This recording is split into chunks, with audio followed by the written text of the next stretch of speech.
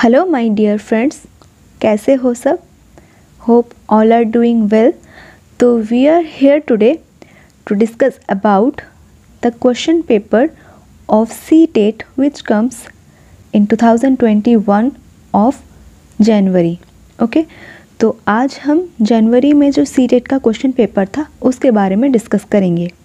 Okay, तो यहाँ पर हम जो पेपर 1 है उसका हम आंसर जो है एनालिसिस करेंगे। ओके, तो चलो देखते हैं फिर।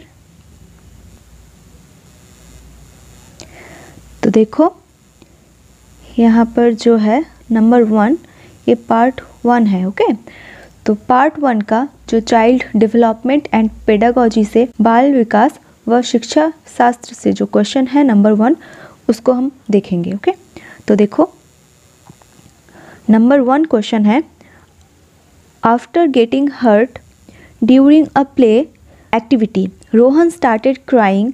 Seeing this, his father responded, "Don't behave like girls. Boys don't cry." This statement by the father. Okay, तो एक खेल क्रिया के दौरान रोहन को चोट लगी थी, तो उसको देखकर उसके पिता कहते हैं, लड़कियों की तरह व्यवहार ना करो, लड़के रोते नहीं हैं। पिता का यह कथन क्या है? तो देखो नंबर ए ऑप्शन है, रिफ्लेक्ट्स जेंडर स्टीरियोटाइप, लैंगिक रूढ़िवादिताओं को दर्शाता है। चैलेंजेस जेंडर स्टीरियोटाइप, लैंगिक रूढ़ितावादियों को चुनौती देता है। या फिर रिड्यूसेस जेंडर बायस, लैंगिक भेदभाव को कम करता है। और प्रमोट्स जेंडर इक्वलिटी, या फिर लैंगिक समानता को बढ़ावा देता है। तो देखो यहाँ पर क्वेश्चन नंबर 1 का आंसर कौन सा हो जाएगा? तो वीडियो को पॉज करके आप आंसर अपना दे सकते हो। तो ठीक है, मैं अपना आंसर बता देती हूँ आपको। तो देखो यहाँ पर क्वेश्चन नंबर 1 का आंसर नंबर 1 करेक्ट हो जाएगा। ओके, रिफ्लेक्ट्स जेंडर स्टीरियोटाइप, तो ये क्या करता है? लैंगिक रूढ़िवादिताओं को दर्शाता है। ओके, देखो यहाँ पर क्या बोला गया है, boys don't cry, okay, don't behave like girls. तो यहाँ पर जो बॉयज़ एंड गर्ल्स में डिफ्रेंशिएशन है उसको दर्शाया गया है, तो रिफ्लेक्ट्स जेंडर स्टीरियोटाइप। ओके, तो चलो फिर नंबर 2 पर चलते हैं। नंबर 2 में क्या है देखो, इन अ प्रोग्रेसिव क्लासरूम, एक प्रगतिशील कक्षा में, a teacher should follow fixed curriculum, अध्यापक को अटल पाठ्यक्रम का पालन करना चाहिए। The emphasize should be on competition among students, विद्यार्थियों में प्रतिस्पर्धा पर बल देना चाहिए। Ample opportunities should be provided for construction of knowledge, ज्ञान की संरचना के लिए प्रचुर मौके प्रदान करने चाहिए।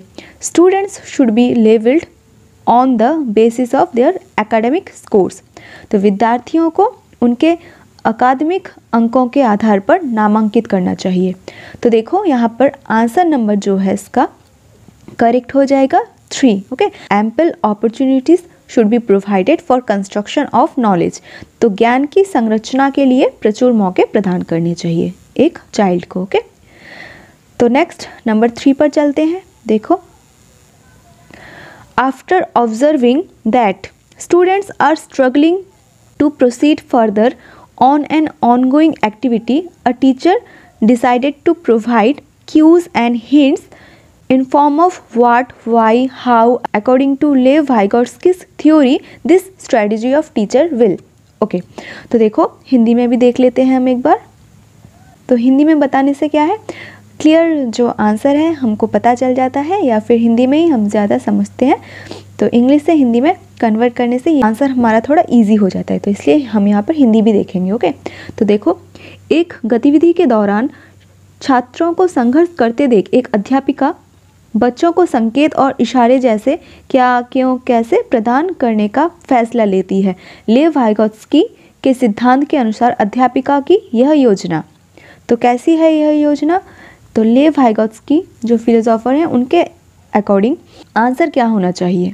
तो देखो ऑप्शंस है, demotivate the children to learn, बच्चों को अधिगम के लिए अनुप्रेरित निष्प्रेरित करेगी। या फिर act as a scaffold for learning, अधिगम के लिए पाड़ या फिर आधारभूत संरचना का काम करेगी। और cause withdrawal tendency among students, छात्रों में प्रत्याहार निकास प्रवृत्तियों को पैदा करेगी। या फिर be meaningless in process of learning, तो ये मीनिंगलेस होगा, मतलब अधिगम की प्रक्रिया में अर्थहीन होगी।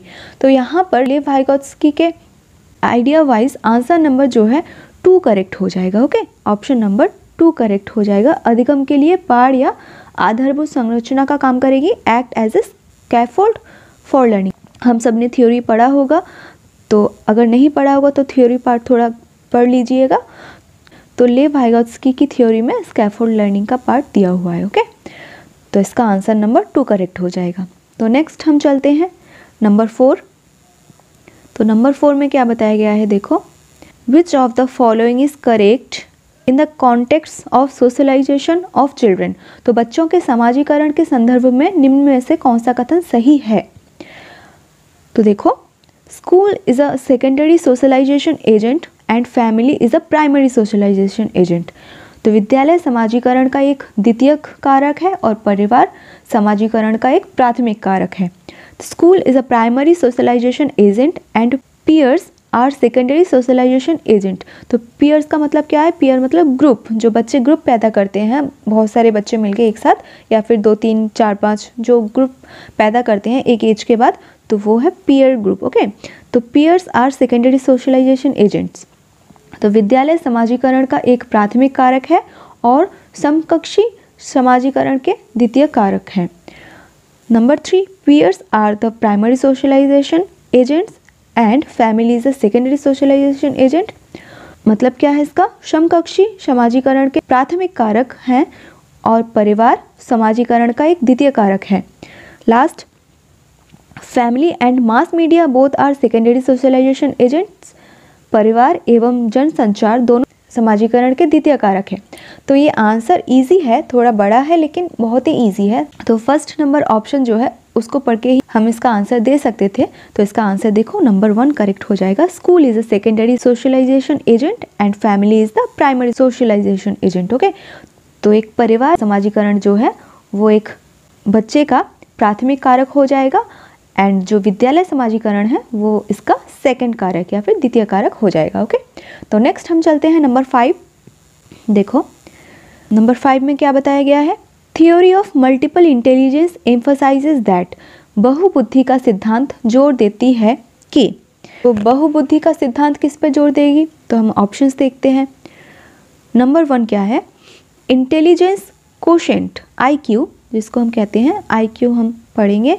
तो IQ क्या होता है, IQ जो है जो बच्चे का मेंटल एज और क्रोनोलॉजिकल एज होता है उसका डिफरेंस होता है। ओके, तो IQ होता है बच्चे का जो मेंटल एज होगा एंड जो क्रोनोलॉजिकल एज होगा, जो एक्चुअल एज, तो उसको हम 100 से इंटू करेंगे। तो intelligent quotient IQ can be measured only by objective test. बुद्धि लब्धि केवल वस्तुनिष्ठ परीक्षणों द्वारा ही मापी जा सकती है। Intelligence in one domain ensures intelligence in all other domains. एक आयाम में बुद्धिमत्ता अन्य सभी आयामों में बुद्धिमत्ता निर्धारित करती है। There are several forms of intelligences. बुद्धिमत्ता की विभिन्न दशाएं हैं। There are no individual differences in intelligence. बुद्धिमत्ता में कोई व्यक्तिगत विभिन्नताएं नहीं होती हैं। तो यहाँ पर देखो आंसर हमारा करेक्ट हो जाएगा option number 3। Okay, there are several forms of intelligence. तो बुद्धिमत्ता की विभिन्न दशाएं होती हैं। Okay, number 3 will be correct here of question number 5। तो नेक्स्ट नंबर 6 पर चलते हैं हम। देखो क्या बताया गया है, according to Lawrence Kohlberg's theory, performing an act and doing something because others approves it represent stage of morality. तो लॉरेंस कोहलबर्ग ने एक सिद्धांत दिया था, उसके अनुसार किसी कार्य को इसीलिए करना क्योंकि दूसरे से स्वीकृति देते हैं नैतिक विकास के डैश चरण को दर्शाता है। तो ऑप्शन है प्री कन्वेंशनल प्रथा पूर्व, कन्वेंशनल प्रथागत, पोस्ट कन्वेंशनल उत्तर प्रथागत, फॉर्मल कन्वेंशनल अमूर्त संक्रियात्मक। तो ऑप्शन नंबर हमारा करेक्ट हो जाएगा यहाँ पर 2। ओके, कन्वेंशनल, तो it represents conventional stage of morality. Okay, प्रथागत। Next number 7। तो देखो नंबर 7 में क्या है, लेव वाइगोत्स्की। तो उनके बारे में हमने पिछले एक क्वेश्चन में पढ़ा है। तो लेव Vygotsky social cultural perspective of learning emphasises importance of dash in the learning process. तो लेव वाइगोत्स्की का सामाजिक सांस्कृतिक परिप्रेक्ष्य अधिगम प्रक्रिया में डैश के महत्व पर जोर देता है। तो ऑप्शंस है देखो, कल्चरल टूल्स, सांस्कृतिक उपकरणों, एट्रीब्यूशन गुणारोपण, मोटिवेशन अभिप्रेरणा, इक्विलिब्रियम संतुलीकरण। तो यहाँ पर आंसर हमारा करेक्ट हो जाएगा option number 1, okay, cultural tools, सांस्कृतिक उपकरण। तो सोशल कल्चरल पर्सपेक्टिव जो है वो एम्फसाइज करेगा कल्चरल टूल्स को, सांस्कृतिक उपकरणों को।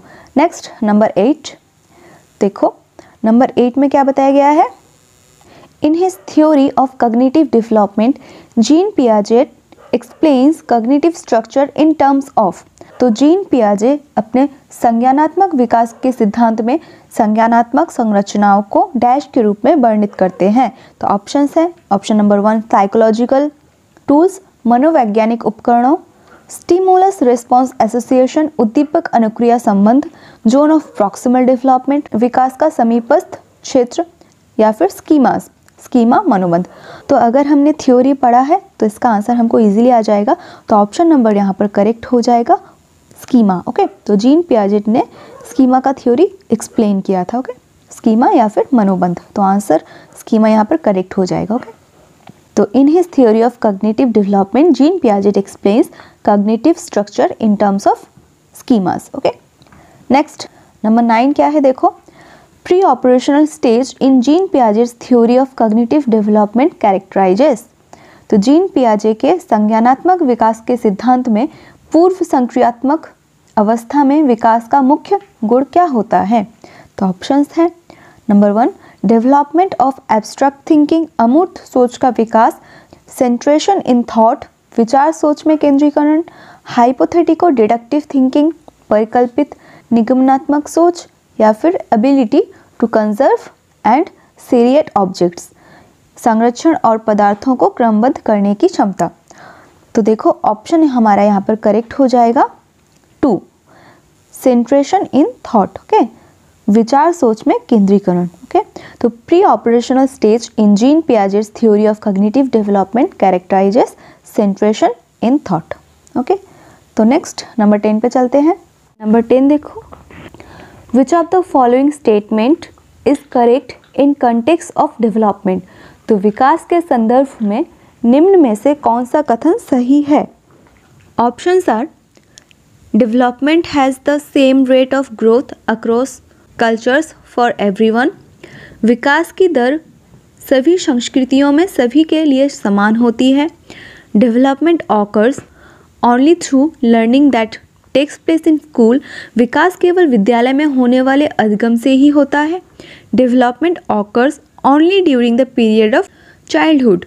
विकास केवल बाल्यावस्था के दौरान ही होता है। या फिर डेवलपमेंट इज मल्टी डायमेंशनल। विकास बहुआयामी होता है। तो ये एक इजी क्वेश्चन है, इसका आंसर हो जाएगा option number 4, okay. Development is multi dimensional, तो विकास बहुआयामी होता है, ओके। तो नेक्स्ट नंबर 11 पे चले जाएंगे हम। Sequence of development among children from birth to adolescence is. तो जन्म से किशोरावस्था तक बच्चों में विकास किस क्रम में होता है। देखो ऑप्शन नंबर 1 है सेंसरी कंक्रीट एब्स्ट्रैक्ट, सांवेदिक मूर्त अमूर्त। 2 है एब्स्ट्रैक्ट सेंसरी कंक्रीट, अमूर्त सांवेदिक मूर्त। नंबर 3 है कंक्रीट एब्स्ट्रैक्ट सेंसरी, मूर्त अमूर्त सांवेदिक, या फिर एब्स्ट्रैक्ट कंक्रीट सेंसरी, अमूर्त मूर्त सांवेदिक, ओके।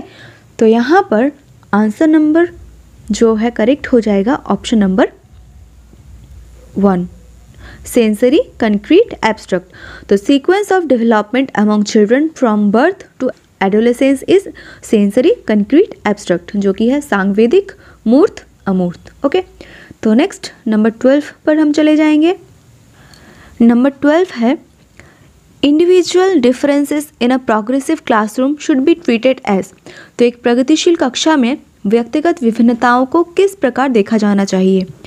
ऑप्शंस हैं, number 1 a hindrance to the process of learning, अधिगम की प्रक्रिया में बाधा।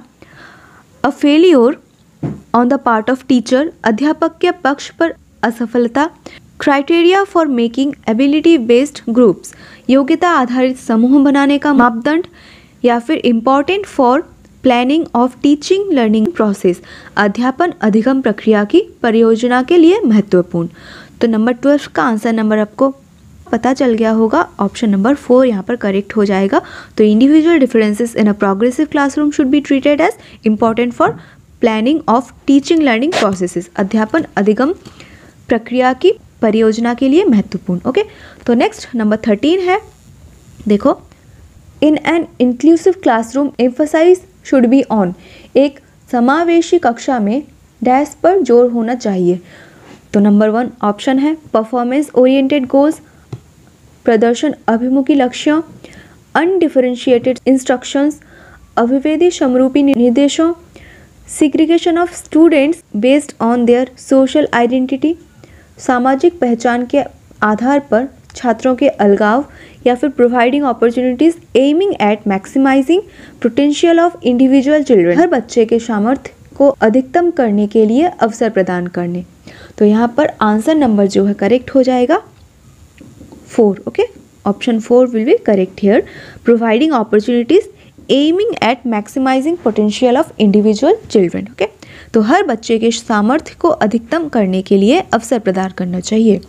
तो next number 14, according to right of person with disabilities act 2016 which of the following term is appropriate to use, दिव्यांगजन अधिकार अधिनियम 2016 के अनुसार निम्न में से किस शब्दावली का प्रयोग उपयुक्त है। तो ऑप्शंस है नंबर 1 रिटार्डेड स्टूडेंट, मंदित छात्र, हैंडीकैप्ड स्टूडेंट, विकलांग छात्र, स्टूडेंट विथ फिजिकल डिसेबिलिटी, छात्र जिसे शारीरिक दिव्यांगता है, या फिर स्टूडेंट विथ क्रिपल्ड बॉडी, छात्र जिसका अशक्त शरीर है। तो 14 का आंसर हमको पता होगा, जो कि डिसेबल्ड चिल्ड्रन होते हैं उनको हम क्या कहते हैं, तो उनको हम कहते हैं स्टूडेंट विथ फिजिकल डिसेबिलिटी, छात्र जिसे शारीरिक दिव्यांगता है। ओके, तो next number 15, in order to address the needs of students who are facing learning difficulties, a teacher should not, तो अधिगम कठिनाइयों से जूझते छात्रों की ज़रूरतों को संबोधित करने के लिए एक अध्यापक को क्या नहीं करना चाहिए। तो ऑप्शंस है use multiple audio visual aids, दृश्य श्रव्य सामग्रियों का इस्तेमाल, यूज़ कंस्ट्रक्टिव पेडोलॉजिकल अप्रोचेस, संरचनात्मक शिक्षा शास्त्रीय उपगमों का इस्तेमाल, टू इंडिविजुअलाइज्ड एजुकेशनल प्लानिंग, व्यक्तिगत शैक्षिक योजना बनाना, या फिर practice rigid structure for pedagogy and assessment, शिक्षा शास्त्र और आकलन की जटिल संरचनाओं का प्रयोग। तो ऑप्शन नंबर यहाँ पर करेक्ट हो जाएगा 4। Okay, practice rigid structure for pedagogy and assessment. Okay, option number 4 will be correct here. तो नंबर 16 पर हम चलते हैं, देखो क्या बताया गया है, dash is the primary identifying feature of creativity, तो संरचनात्मक की पहचान का प्रमुख लक्षण क्या है। तो ऑप्शंस हैं लो कॉम्प्रिहेंशन, कम परिज्ञानता बोधगम्यता, डाइवर्जेंट थिंकिंग, अपसारी चिंतन, हाइपर एक्टिविटी अति सक्रियता, या फिर इनअटेंटिवनेस असतर्कता।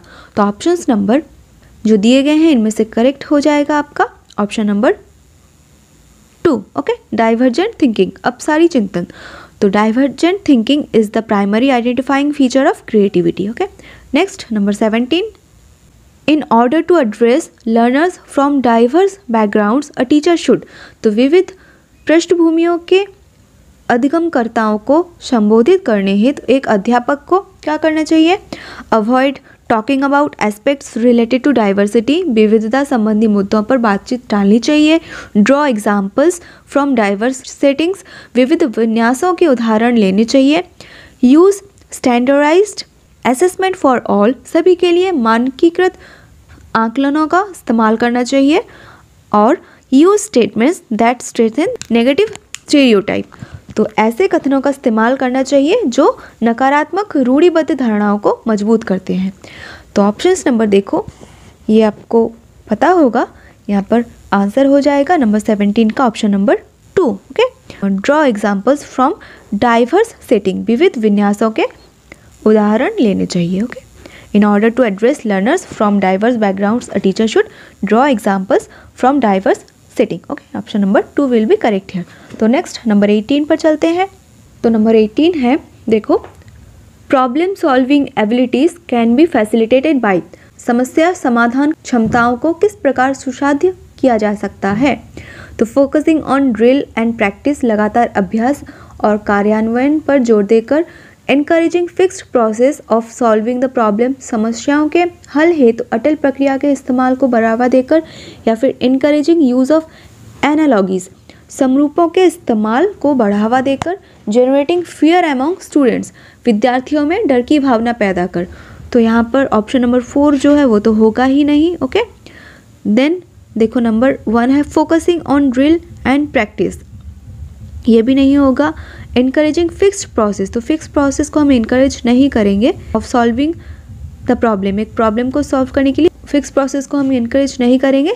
देन ऑप्शन नंबर देखो नंबर 3 रह गया यहाँ पर, इनकरेजिंग यूज ऑफ एनालॉगीज, तो समरूपों के इस्तेमाल को हम बढ़ावा देंगे. Option number 3 will be correct here of number 18. Okay, next number 19. Number 19 देखो, motivation to learn can be sustained by, तो अधिगम की अभिप्रेरणा को किस प्रकार कायम रखा जा सकता है. पनिशिंग द चाइल्ड, बच्चे को दंड देकर. Focusing on mastery oriented goals, प्रवीणता अभिमुखी लक्ष्यों पर जोर देकर. Giving very easy task to children, बच्चों को बहुत आसान क्रियाकलाप देकर. या फिर फोकसिंग ऑन रोट मेमोराइजेशन, यंत्रवत याद करने पर जोर देकर. तो नंबर 19 का ऑप्शन नंबर 2 करेक्ट हो जाएगा. Focusing on mastery oriented goals, प्रवीणता अभिमुखी लक्ष्यों पर जोर देकर. ओके, नेक्स्ट नंबर 20 देखो क्या बताया गया है. शेम, या फिर जिसको हम हिंदी में कहेंगे शर्मिंदगी. ओके, वो क्या है. तो शेम क्या है. Has no relation to cognition, शर्मिंदगी का संज्ञान से कोई संबंध नहीं है. Can have negative impact on cognition, का संज्ञान पर नकारात्मक प्रभाव पड़ सकता है. Is very effective to motivate the children to learn, बच्चों को अधिगम हेतु अभिप्रेरित करने के लिए बहुत प्रभावशाली है. Should be generated frequently in teaching learning process, शर्मिंदगी के भाव को अध्यापन अधिगम प्रक्रिया में बारंबार पैदा करना चाहिए. तो यहाँ पर ऑप्शंस नंबर जो दिए गए हैं आपको इनमें से पता होगा कौन सा करेक्ट हो जाएगा. ओके, क्योंकि ये बहुत ही इजी है. तो ऑप्शन नंबर यहाँ पर करेक्ट हो जाएगा 2. Okay, can have negative impact on cognition, तो शर्मिंदगी के कारण संज्ञान पर नकारात्मक प्रभाव पड़ सकता है. ओके, तो शेमफुल नहीं होना चाहिए. ओके, इससे क्या होता है, संज्ञान पर नकारात्मक प्रभाव पड़ सकता है. Can have negative impact on cognition. Okay, next number 21. Which of the following is most effective mode of teaching learning, निम्न में से अध्यापन अधिगम का सबसे प्रभावशाली माध्यम कौन सा है. तो ये एक इम्पॉर्टेंट क्वेश्चन है, ये कई बार एग्जाम्स में आता है. तो देखो इसको आप, नंबर 1 ऑप्शन है रोट मेमोराइजेशन ऑफ कंटेंट, विषय वस्तु को यंत्रवत याद करना. Exploration of relationship between concept, संकल्पनाओं के बीच संबंध खोजना. ऑब्जर्वेशन विदाउट एनालिसिस, बिना विश्लेषण के अवलोकन करना. या फिर इमिटेशन एंड रिपीटेशन, अनुकरण, नकल और दोहराना. तो ऑप्शन नंबर यहाँ पर करेक्ट हो जाएगा 2. Okay, exploration of relationship between concept, तो संकल्पनाओं के बीच संबंध खोजना चाहिए. ओके, तो most effective mode of teaching learning is exploration of relationship between concepts. तो next number 22. A teacher should analyse the various errors made by student on a given task because, एक अध्यापिका को या फिर अध्यापक को दिए गए किसी कार्यकलाप में छात्रों की विभिन्न त्रुटियों का विश्लेषण करना चाहिए, क्योंकि she can decide degree of punishment accordingly, इसके आधार पर वह दंड की मात्रा निर्धारित कर सकती है. Understanding of errors and meaningful in the teaching learning process, त्रुटियों की समझ अध्यापन अधिगम प्रक्रिया के लिए अर्थपूर्ण है. She can segregate those who made more errors in comparison to others, इसके आधार पर वह ज़्यादा त्रुटियां करने वाले छात्रों को दूसरे छात्रों से अलग कर सकती है. या फिर learning is solely based on correction of errors, अधिगम केवल त्रुटियों के शोधन पर निर्भर करता है. तो ऑप्शन नंबर यहाँ पर करेक्ट हो जाएगा 2. Okay. Understanding of errors are meaningful in the teaching learning process. तो त्रुटियों की समझ अध्यापन अधिगम प्रक्रिया के लिए अर्थपूर्ण है। तो एक बच्चा क्या त्रुटि कर रहा है, क्या एरर कर रहा है, उसको समझना एक टीचर के लिए बहुत ही इंपॉर्टेंट है। ओके। तो next number 23, it is difficult for children to learn when. बच्चों को सीखने में कठिनाई होती है जब information is presented in disconnected chunks, सूचना अलग अलग टुकड़ों में प्रस्तुत की जाए। दे आर इंट्रिंसिकली मोटिवेटेड, वो आंतरिक रूप से अभिप्रेरित हों। लर्निंग इज सोशली कंटेक्चुअलाइज्ड, अधिगम सामाजिक संदर्भ में हो। Content is represented through multiple ways, विषय वस्तु को बहुरूपों में प्रस्तुत किया गया हो। तो 23 का ऑप्शन नंबर 1 करेक्ट हो जाएगा। Information is present in disconnected chunks, तो सूचना अलग अलग टुकड़ों में प्रस्तुत की जाए। Okay. It is difficult for children to learn when information is presented in disconnected chunk. Okay. तो बच्चों को सीखने में कठिनाई होगी जब सूचना अलग अलग टुकड़ों में प्रस्तुत की जाए। तो जब हम सूचना को एक ही बार में उनको समझाएंगे तो उनको ईजिली होगा समझने में, लेकिन अगर हम अलग अलग टुकड़ों में प्रस्तुत करेंगे उनके सामने तो उनको कठिनाइयाँ आएंगी। ओके। तो option number 1 will be correct here. तो next number 24, best state of learning is. तो अधिगम की सर्वोत्तम अवस्था कौन सी है? तो हाई अराउजल हाई फियर, उच्च उत्तेजना उच्च भय, लो अराउजल हाई फियर, निम्न उत्तेजना उच्च भय, मॉडरेट अराउजल नो फियर, संतुलित उत्तेजना कोई भय नहीं, नो अराउजल नो फियर, कोई उत्तेजना नहीं कोई भय नहीं। ओके। तो ये थोड़ा सोच के हम इसका आंसर दे सकते हैं। तो देखो मैं आंसर बता देती हूँ। आंसर नंबर यहाँ पर करेक्ट हो जाएगा 24 का ऑप्शन नंबर 3। ओके। तो मॉडरेट अराउजल नो फियर, तो संतुलित उत्तेजना होनी चाहिए। बिल्कुल भी उत्तेजना नहीं हो तो बच्चे कैसे सीखेंगे, है ना। तो संतुलित उत्तेजना होनी चाहिए, मॉडरेट मतलब medium arousal, and no fear, कोई भय नहीं होना चाहिए। अगर डर रहेगा तो बच्चे नहीं सीख पाएंगे। ठीक है। तो option number 3 will be correct here. Best state of learning is moderate arousal no fear, संतुलित उत्तेजना कोई भय नहीं। नेक्स्ट नंबर 25 पे चले जाएंगे हम। देखो क्या बताया गया है। Constructivist view of learning suggests that children dash construction of their own knowledge. तो अधिगम का संरचनात्मक विचार यह सुझाव देता है कि ज्ञान की संरचना में, तो देखते हैं ऑप्शंस।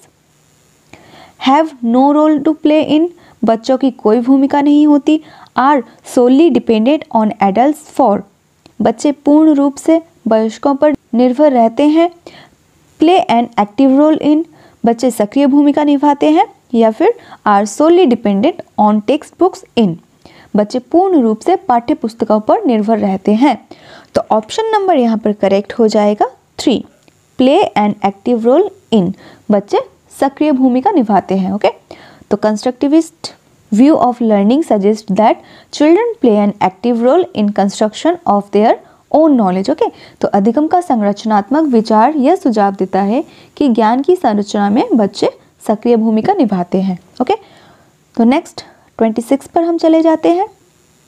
देखो 26 में क्या बताया गया है। विच of the following belief is good for learning. तो अधिगम के लिए निम्न में से कौन सी धारणा उपयुक्त है? तो ऑप्शंस है एबिलिटी इज इम्प्रूवेबल, योग्यता सुधार्य है। एबिलिटी इज फिक्स्ड, योग्यता अटल है। Efforts don't make any difference, प्रयासों से कोई फर्क नहीं पड़ता। फेलियर इज अनकंट्रोलेबल, असफलता अनियंत्रित है। तो ये एक इजी क्वेश्चन है, इसका आंसर आप सबको पता ही होगा। तो कौन सा आंसर यहाँ पर करेक्ट हो जाएगा? Option number 1 will be correct here. Ability is improvable, तो योग्यता सुधार्य है। ठीक है। तो नेक्स्ट नंबर 27 पर हम चले जाएंगे। देखो क्या बताया गया है। Conceptual understanding among students is likely to improve in the settings which emphasize on। तो निम्न में से कौन सी परिपाटी विद्यार्थियों में संकल्पनात्मक समझ में बढ़ोतरी करने में सहायक है? तो ऑप्शंस है कंपटीशंस, प्रतिस्पर्धा आधारित प्रतिस्पर्धाएं, टेक्स्ट बुक सेंट्रिक पेडागोजी, पाठ्य पुस्तक केंद्रित शिक्षा शास्त्र, फ्रीक्वेंट एग्जामिनेशंस, बारंबार परीक्षाएं, और इंक्वायरी एंड डायलॉग, अन्वेषण और संवाद। तो देखो यहाँ पर आंसर जो है करेक्ट हो जाएगा option number 4। Okay, inquiry and dialogue, अन्वेषण और संवाद। तो conceptual understanding among student is likely to improve in the settings which emphasize on inquiry and dialogue. Okay, अन्वेषण और संवाद। तो नेक्स्ट नंबर 28 पर हम चले जाएंगे। देखो क्या बताया गया है। During a task Saina is talking to herself about ways she can proceed on the task. According to Lev Vygotsky's ideas on language and thought, this kind of private speech is a sign of। तो हिंदी में भी हम देख लेते हैं। एक कार्य के दौरान साइना स्वयं से बात कर रही है कि वह कार्य पर किस प्रकार प्रगति कर सकती है। लेव वाइगोत्स्की के भाषा और चिंतन या फिर सोच के बारे में दिए गए विचारों के अनुसार इस तरह का व्यक्तिगत वाक्य क्या दर्शाता है। तो ऑप्शंस है कॉग्निटिव इमैच्योरिटी, संज्ञानात्मक अपरिपक्वता, सेल्फ रेगुलेशन, स्वनियमन, ईगोसेंट्रिज्म, आत्मकेंद्रिकता, या फिर साइकोलॉजिकल डिसऑर्डर, मनोवैज्ञानिक विकार।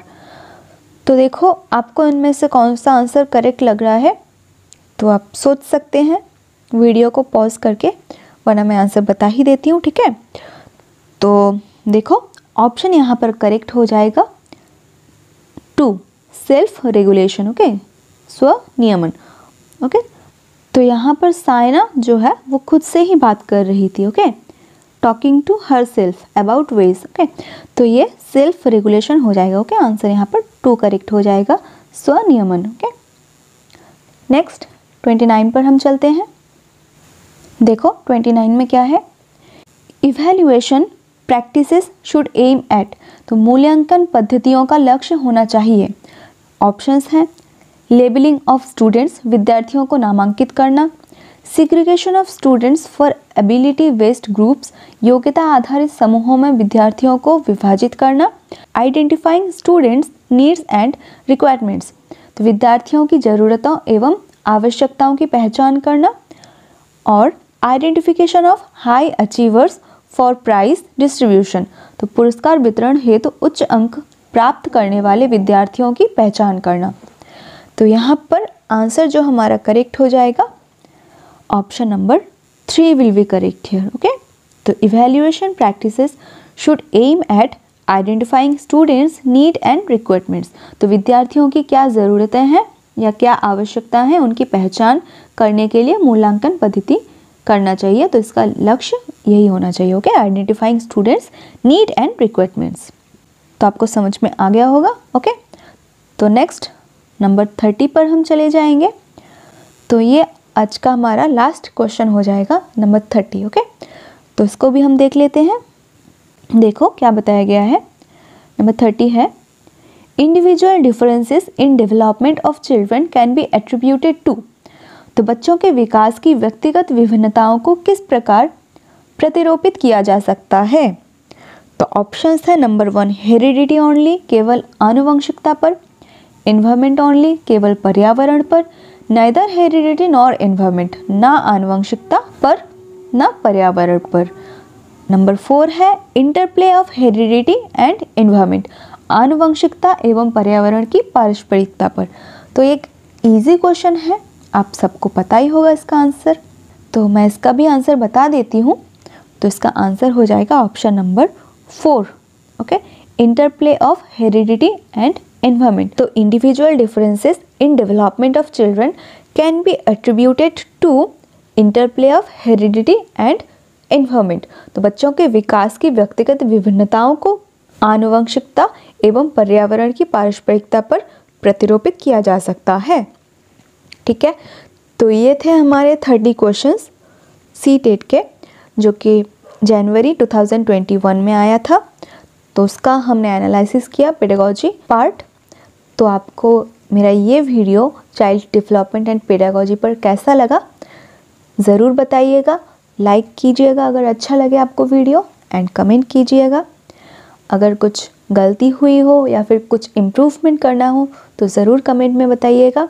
अगर आप मुझे सपोर्ट करते हैं तो मुझे अच्छा लगेगा और मैं और भी नए नए वीडियो लेकर आपके पास आऊँगी। अगर आपको हेल्प हुई हो, आपके फ्रेंड्स को भी हेल्प करो, तो मेरा ये वीडियो शेयर भी करना अगर हो सके तो, ठीक है। तो thank you for watching my video. मिलते हैं नेक्स्ट वीडियो में। Till then take care, bye bye, शब्बा खैर।